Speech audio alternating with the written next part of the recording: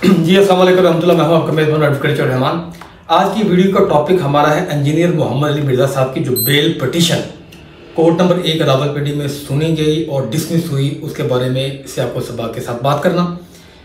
Prosecution council ने क्या कहा, डिफेंस काउंसिल ने क्या कहा और जैसा हमने किन ग्राउंड्स पे उस बेल पिटीशन को खारिज करार दिया। अब इंजीनियर मोहम्मद अली मिर्ज़ा साहब के पास नेक्स्ट रेमेडी क्या होगी, हमारी इस वीडियो का यह भी टॉपिक है।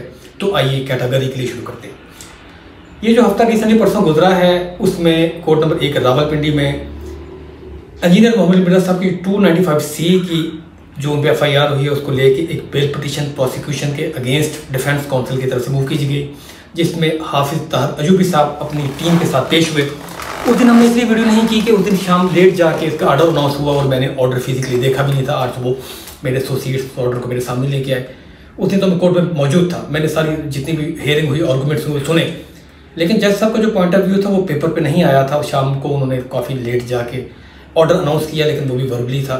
आज मुझे उसको फिजिकली देखने का मौका मिला तो मैंने मुनासिब समझा कि जितने भी ऑडियंस हैं उनको कैटेगरिकली बताया जाए कि इंजीनियर मोहम्मद मिर्ज़ा साहब की बेल किन ग्राउंड पे खारिज हुई है और इस तरह के केसेस में मीनिंग देयर बाय जो हीनियस क्राइम्स हों, जिनकी सज़ा पाकिस्तानी पिनल कोड में सजाए मौत या उम्र कैद रखी गई हो, क्या जो फर्स्ट बेल पिटीशन होती है जो सेशन कोर्ट में first bail petition meaning there by session court में जो उनका प्लेटफॉर्म ही सेशन कोर्ट में कोई ट्रायल चल रहा होता है तो वहीं उनकी पहली होती है उसकी हियरिंग, तो ऐसे केसेस में क्या वो अलाउ हो जाती है, आराम से नहीं होती।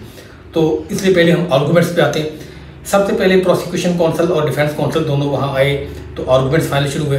तो जो बेल पिटीशन मूव करता है वो चूँकि डिफेंस काउंसिल ने मूव की होती है तो डिफेंस काउंसिल ने सबसे पहले अपने आर्गूमेंट्स किए। जो हाफिज ताहर अयूबी साहब हैं वो अपनी टीम के साथ मौजूद थे, अच्छे आर्गूमेंट्स किए उन्होंने, काफ़ी तगड़े आर्गूमेंट्स थे, कुरान और सुन्नत की रोशनी में भी थे और जो पाकिस्तान का लॉ ऑफ लैंड है उसको भी मद्देनजर रखते हुए उन्होंने अपने आर्गूमेंट्स किए। उसके बाद बारी आई प्रोसिक्यूशन काउंसिल की। उसमें सरकारी वकील के अलावा काफ़ी मुअज़्ज़ज़ जो प्राइवेट वकला साहिबान हैं जिनके ख़त्म नबूवत जो कॉज के साथ ताल्लुक़ है जिनका, वो भी मौजूद थे, जिनमें राजा इमरान खलील साहब में काफ़ी फेमस हैं। रावलपिंडी में जितने भी केसेस ब्लास्फेमी को लेके हैं उनको डील करते हैं। इसके अलावा मिर्ज़ा साहब थे और चौधरी रिजवान इलाही साहब हैं, उनको आप टिकटॉक पे देखते रहते होंगे, वो भी मौजूद थे। और इसके अलावा भी काफ़ी गिरदोनवा से भी वकला साहिबान और मुफ्तियान कराम आए हुए थे और उन्होंने फिर अपने आर्गूमेंट्स किए प्रोसिक्यूशन ने, और उन्होंने भी अपना जो आर्गूमेंट्स थे कुरान और सुन्नत की रोशनी में, और उन्होंने फिर ये भी बात की कि मिर्ज़ा साहब जो है इंजीनियर मोहम्मद मिर्ज़ा साहब हैबिचुअल ऑफेंडर है। मीनिंग दिया कि इनसे पहले भी इन पर इसी तरह के FIR हो चुकी हैं और उन्होंने इसे सबक नहीं सीखा। और चूँकि अदालत के जो अदालत में एक चीज़ तय है कि एपेक्स कोर्ट जितनी भी हमारी हैं उन्होंने जो प्रेसिडेंट सेट किया है, मीनिंग देयर बाय कि उन्होंने एक नज़रिया जितने भी सुप्रीम हाई कोर्ट के उन्होंने ये सेट किया आसान भाषा में कि जो बंदा हैबिचुअल ऑफेंडर हो वो बेल का यानी कि उसको बेल ग्रांट नहीं की जाएगी।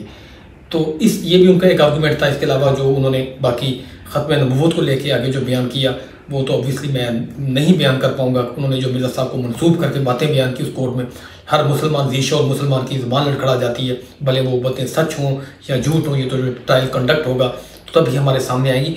लेकिन शॉर्ट इन ऑल दोनों पार्टी ने अपने अपने आर्गूमेंट्स किए और उसके बाद वेट करना शुरू कर दिया कोर्ट के बाहर।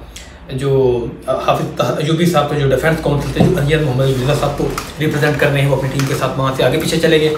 लेकिन जो प्रोसिक्यूशन के काउंसिल थे वो वहीं बाहर बैठ गए और उन्होंने नात खानी का सिलसिला अपना जो भी था वो शुरू कर लिया। कोर्ट्स में बाकी काम तो होते ही रहते हैं, कानून और आइन की बातें तो होती रहती हैं, लेकिन आपको पता है कि जब ये ब्लास्फेमी के केसेस होते हैं तो इनका थोड़ा रंग ढंग थोड़ा निराला होता है, क्योंकि इसमें टच मज़हबी थोड़ा ज़्यादा होता है। किस्सा मुसर शाम को जब फैसला अनाउंस किया गया तो सब्र शुक्र किया जो ब्लास्फेमी के केस के जो प्रोसिक्यूशन के काउंसिल थे सब थे, जिसमें राजा इमरान खलील साहब और बाकी भी थे, काफ़ी अहबाब भी इकट्ठे हुए थे, जो नाराबाजी भी वहाँ हुई। और जो ताहर अयूबी साहब थे जो डिफेंस काउंसिल थे जो इंजीनियर मोहम्मद मिर्ज़ा साहब को रिप्रेजेंट कर रहे थे, वो अपने स्टाफ के साथ और अपने एसोसिएट कोलीग्स के साथ अपने ऑफिस में चले गए।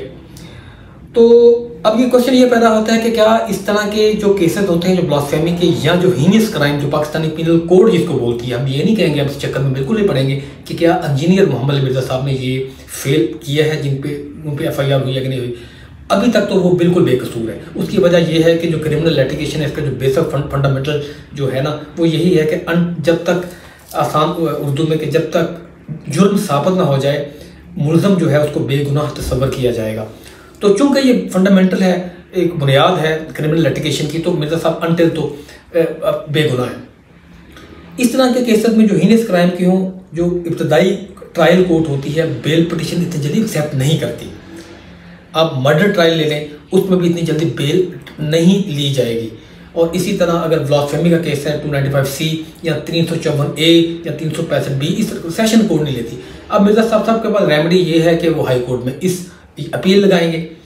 इस यानी कि जो सेशन कोर्ट ने फैसला अनाउंस किया, इस फैसले के अगेंस्ट अपील नहीं लगाएंगे, क्योंकि ये कंकर्ड अभी जुरिस्डिक्शन है, तो नई बेल पिटिशन लगाएंगे। इससे नेक्स्ट जो फॉर्म है वो ऑब्वियसली हाई कोर्ट है, उसके बाद सुप्रीम कोर्ट है, वो तो है बिहाइंड द बार, उनके पास रेमेडीज अभी काफ़ी सारी अवेलेबल हैं। लेकिन मैं आपको लास्ट वीडियो में भी बता चुका हूँ कि इसके अलावा भी 22A लगाकर जो प्रोसिक्यूशन के वकला साहिबान हैं, उन्होंने एक 295B कुरान की गलत इंटरप्रटेशन के अगेंस्ट भी इंजीनियर मोहम्मद अली मिर्ज़ा साहब पे एक FIR का ऑर्डर ले लिया है। तो वो कब FIR दर्ज होगी, जब वो होगी तो हम देखेंगे। इस केस में अब तक की जो अपडेट है वो ये है कि मिर्ज़ा साहब की, इंजीनियर मोहम्मद अली मिर्ज़ा साहब की बेल पिटिशन डिसमिस हो गई है, और वो इन केसेस में आम रूटीन की बात है। ये इसका मतलब हरगिज़ नहीं है कि इंजीनियर मोहम्मद मिर्ज़ा साहब खुदा न खास्ता गिल्टी हो गए। ये आम रूटीन की बात है। जितने भी हीनियस क्राइम होते हैं जिनकी सज़ा 14 साल से, वैसे तो 10 साल का पैरामीटर है, प्रोहिबिटेड क्लॉज 10 साल से शुरू होती है। इससे ज़्यादा जितने भी केसेस होते हैं, कोर्ट्स इतनी आराम से उनकी ख़ास तौर पर जो ट्रायल कोर्ट्स हैं, मैं मजिस्ट्रेट ट्रायल या सेशन ट्रायल की बात कर रहा हूँ, इतनी जल्दी उनकी बेल नहीं लेती। एपेक्स कोर्ट जब, क्योंकि वो कॉन्स्टिट्यूशनल कोर्ट्स होती हैं, वहाँ जाके कुछ चांसेस बनते हैं। इसी तरह इस केस में होप्स हो कि हाई कोर्ट में बेल हो जाएगी। लेकिन अगर बेल हो भी गई तो ये गुमान में मत रखें कि इंजीनियर मोहम्मद मिर्ज़ा साहब फ़ौरन बाहर आ जाएंगे, क्योंकि मैं जैसा कि आपको बता चुका हूँ, इसके अलावा भी कोर्ट ऑर्डर की रोशनी में उनके खिलाफ 295B की एक FIR तैयार है, और कब लॉन्च होगी वो भी हम डिस्कस कर लेंगे। तो आज के लिए इतना ही। 2 दिन डिले होने की वजह थी कि जब तक मैं उस ऑर्डर को पढ़ ना लेता कि आया कि उस ऑर्डर में कोर्ट नंबर 1 ने जो ऑर्डर जारी किया है इस बेल पिटिशन को खारिज करने में, उन्होंने उसको डिटेल से एलोबोरेट किया है, तो उन्होंने डिटेल से एलोबोरेट नहीं किया। मीनिंग देने पाए, उन्होंने चार्ज फ्रेम जो उन पे हुआ है उससे कॉरोबोरेट करके ऑर्डर जारी नहीं किया। उन्होंने जनरल ऑर्डर किया, और इस तरह होना भी इस तरह चाहिए।